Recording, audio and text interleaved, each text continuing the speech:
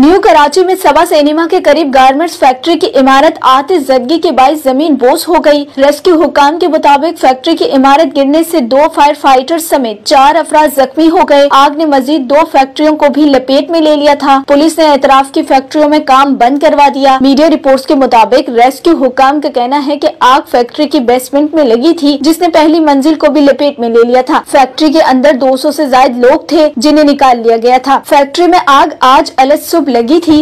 15 fire tenders आग बुझाने में मसरूफ थे। खबर दे रहे हैं आपको, न्यू कराची में सबा सिनेमा के करीब गारमेंट्स फैक्ट्री की इमारत आतिशज़दगी के बाइस जमीन बोस हो गई। पूरी बिल्डिंग कोलैप्स कर गई है। अल्लाह से दुआ करें, खैर की दुआएं करें भाई, सारे लोग इस्तग़फ़ार करें, दुआएं पढ़ें।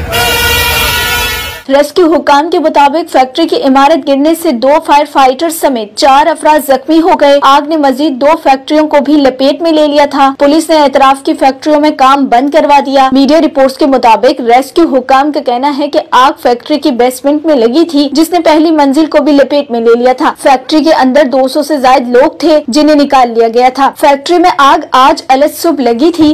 15 फायर टेंडर्स आग बुझाने में मसरूफ थे।